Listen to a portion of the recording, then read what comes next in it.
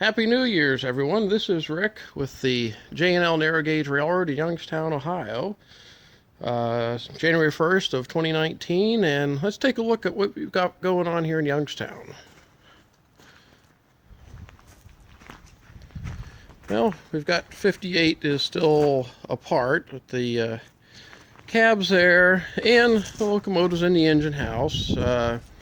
Good thing is that the boiler has passed its steam test and is just ready for the inspector to come out and give it his blessing, and then we'll proceed with final bolt down to the frame, and then to go through and take the valve gear back apart again, take the heads back off, blow steam through everything, make sure there's nothing in there, no particles or dirt or rust, anything anywhere in the steam system, reassemble all that, and then start plumbing it in, get the cab on, get the saddle tank on, and have this ready to run sometime this spring. So it's 98% there. It's just some final assembly and a bunch of little details that have to be taken care of,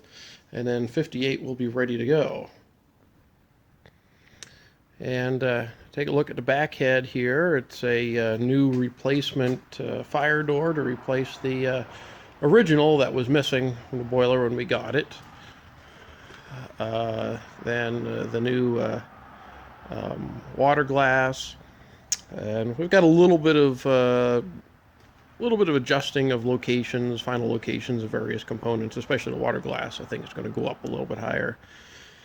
But generally, everything on the boiler, the locomotive, everything is doing pretty good.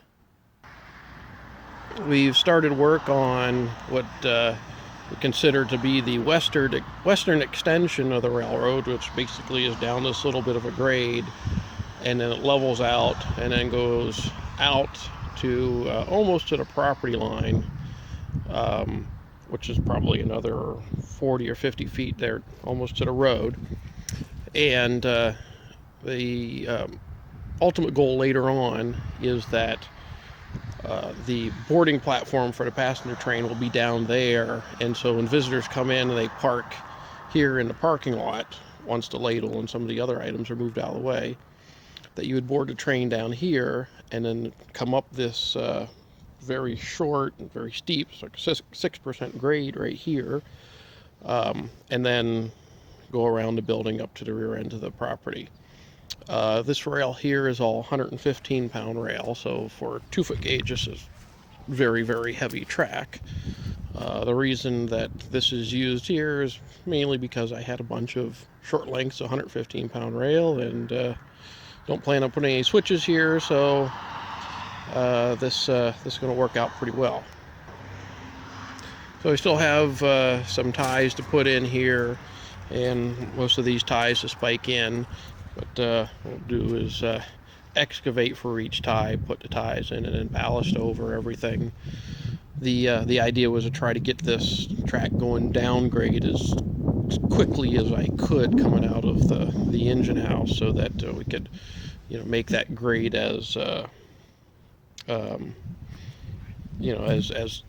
as level as possible, even though it did come out to be 6%.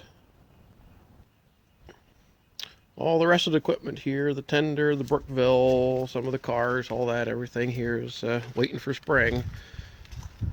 The side dump car, we've got about 2/3 of a ton of coal in it right now.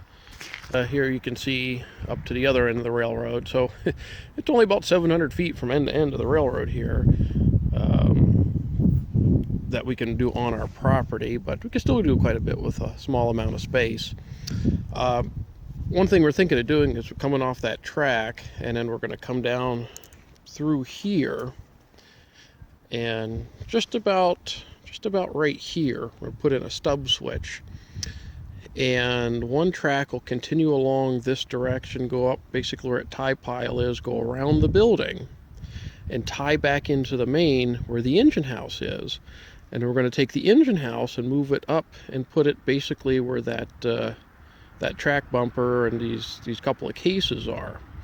And so the other leg coming off of the stub track will then go over to the engine house here, and that's basically where we'll keep 58 at, and we'll probably have a track that'll go out the other side down next to the shunter, which will be our steam up area. The reason for doing this gives us a runaround track, or basically gives us two main tracks with a tail track at each end. So what we could do is on our operating days is we could have someone into Brookville and then crew running the steam locomotive, and one at each end of the railroad. So the let's say the Brookville comes down through the inner main here and around, and meanwhile the steam train's coming up the hill and coming up here on this main. And if we have spring switches at each end, the trains just can continue doing that back and forth, and not really interfering with each other. And it gives you an opportunity to ride. Let's say we have the rider car behind the Brookville, and then we have a train of open hearth charging cars behind the steam locomotive, which is something that 58 would have pulled in its days at J&L. And so you can actually see a real steel mill narrow gauge operation while you're also riding on the train. So it kind of gives us a little bit more flexibility for operations. One of the other things we're thinking of doing is, since we have some signal components, is basically to put in some signals at each one of these switches, and with switch circuit controllers. Basically, they would not be occupancy signals, but would be switch position indicators. So if you come up this way, maybe we'll have a searchlight signal or something sitting here, and a dwarf signal down here, or some other signal facing the other direction, and do that on the other switch as well. So that you can kind of show the different types of signals, and kind of how they work, and we have a little bit more variety here because we have a few more operating features to the railroad. All right, this is just another view of where I think we're going to put the engine house at. So that inner main would run over here. The engine house would sit generally in this area here, and then another track would come back here where I am. And these tracks back here would all be buried in the slag. So the tracks would all be at at grade level. So we could still come back in here with the vehicles and equipment and all that. Well, basically, that's what we've got going on. This is first day in January 2019. Hopefully, by this spring, we have 58 back together running. And this year, we can, instead of busting our butt building stuff, maybe we can have some fun actually running trains and enjoying what we've built here for the last 4 years. We get to that point, we're going to have operating sessions. So if we fire up the locomotive, we'll probably fire it up, say, early Saturday morning or Friday night, and keep the thing hot until Sunday afternoon, Sunday evening. So on those weekends that we're running, we'll be running on both days, maybe a couple times a month. I don't know. We'll have to see. The big thing is I don't think we'll have too much trouble this first season having visitors come out to want to ride a train. The problem I think we're going to have is we just don't have a lot of crew members here.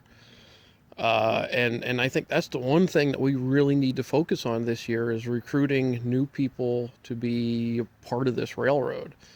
Because we need people that want to train to become engineers, firemen, car hosts, conductors, and if you don't want to work train service, if you like working with signals, somebody's got to wire in the signals. There's all sorts of things that we need people for, and not just to come here to, kind of help out, but actually to be a part of the railroad. This is not my place. This is our place. This is a place where we can come here and with a mutual interest in railroads, and we can run steam, we can play with trains, we can do all these interesting things we like to do with railroad equipment that you may not have the opportunity to do in other places. So I'm hoping that we can get a good crew of people together where this will be our railroad, something that you can feel that you can put some investment into, and a place that you can have for years in the future. This isn't just all we're going to do. We're going to keep expanding this. We've got some more tracks to put in. There's a possibility of maybe going off site, maybe back into the woods there with another track in the future. But we can't do it with just a couple people. We actually need people to be a part of this. We're in Youngstown, Ohio. We're halfway between Cleveland and Pittsburgh, halfway between New York and Chicago. There's a lot of people that live around here within driving distance. I'm hoping that some of you, seriously consider coming out here, becoming a part of the J&L Narrow Gauge Railroad, and and helping us make this into something that is truly something worthwhile.